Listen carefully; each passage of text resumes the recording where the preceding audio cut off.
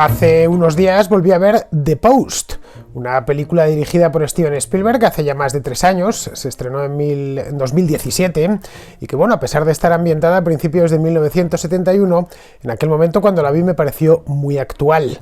Ya digo, hace pues casi 4 años. El hecho es que viéndola después de todo este tiempo, todavía me parece más actual. Estamos ahora ya cerca de 2021. La verdad es que en un momento de la historia como el que nos encontramos, en el que la prensa libre se encuentra asediada, la verdad misma se halla bajo sospecha continua, un drama como este, dirigido por Steven Spielberg, relata la transformación del Washington Post de un periódico local a una especie de institución nacional. Fue en este momento cuando el Washington Post se convierte en lo que es hoy. En aquel momento expuso las mentiras del gobierno estadounidense durante la guerra del Vietnam, de varios gobiernos estadounidenses, no solo del que estaba en aquel momento. La verdad es que es una gran historia, bien contada e interpretada de manera magistral por Meryl Streep, que se mete a fondo en el papel de Katharine Graham.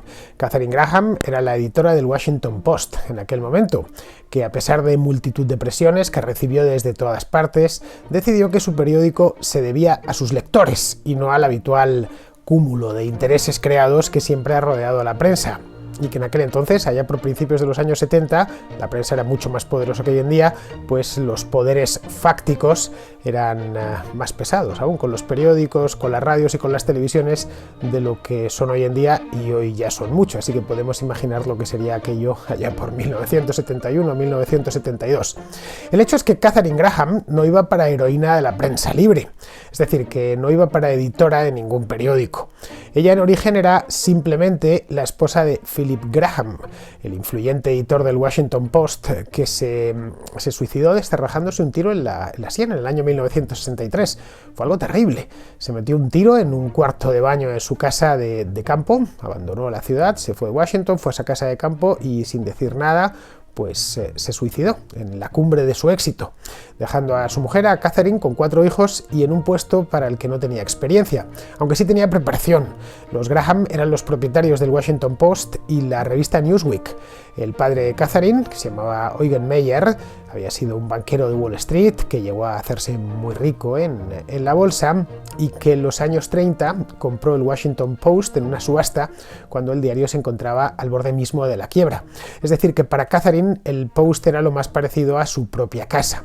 Lo que es cierto es esto, es decir, que ella conocía bien la casa, el periódico, la empresa propiamente dicha, pero conocía el diario, en una palabra. Pero lo cierto es que nunca lo había gestionado. Había trabajado siendo jovencita antes de casarse en el periódico, pero como periodista. Ella era periodista, no como gestora, no como directiva de aquel diario. Y un diario no deja de ser una empresa, y como tal pues se rige con la misma lógica que cualquier otra empresa. Es decir, el dinero es algo importante en las empresas. Si no ganan dinero, pues tienen que quebrar, cerrar, despedir a todos los empleados y desaparecer. Bien, a partir de aquí, la película de Spielberg, The Post, entrelaza 2 relatos y lo hace de manera muy hábil.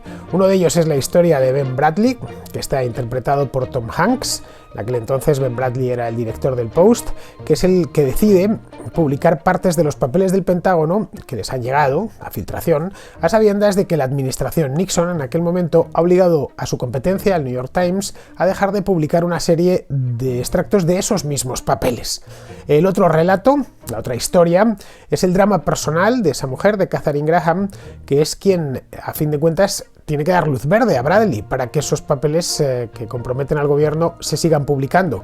Un director es director y todos dentro de un periódico tienen que obedecerle, menos el editor. El editor, a fin de cuentas, es el dueño y decide si una historia sale o no sale.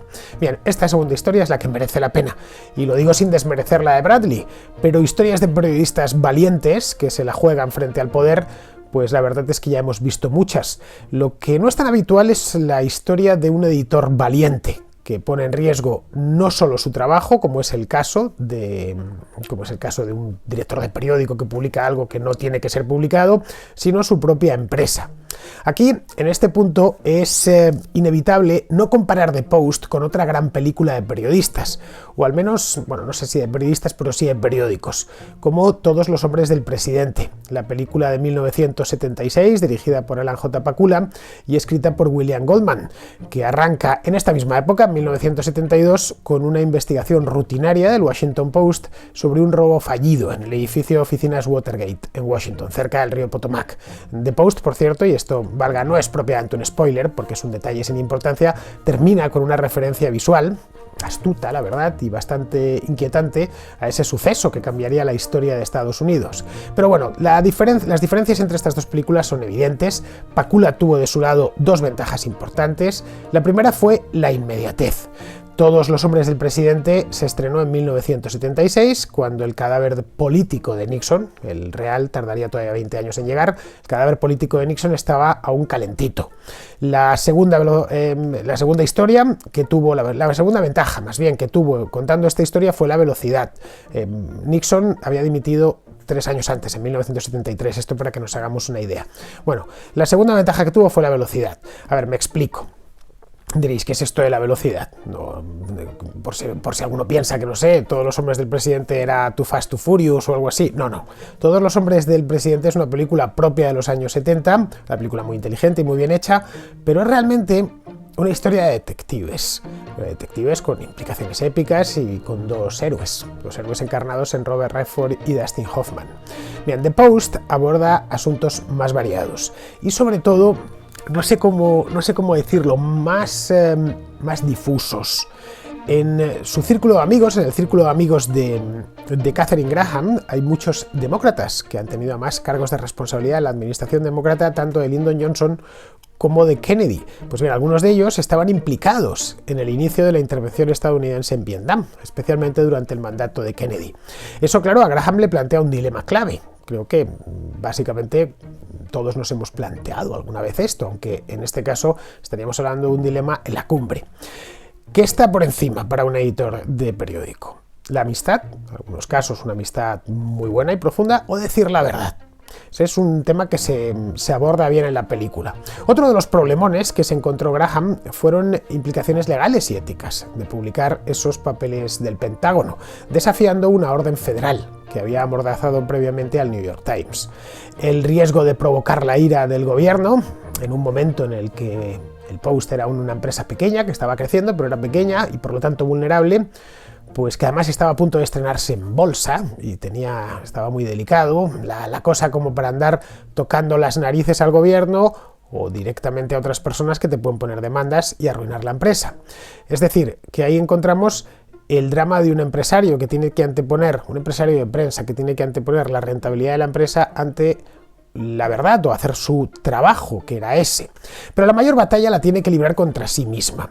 En el año 1971 Graham tenía ya 54 años y había pasado buena parte de su vida ejerciendo de madre y esposa, no de editora de un diario. Bien, en este punto Streep es donde da el do de pecho y sabe transmitir de manera magistral las dudas y las inseguridades de una mujer madura y sin experiencia por lo menos experiencia de gestión, entre hombres fuertes y asertivos que tratan continuamente de influir en ella, en reuniones y en su despacho.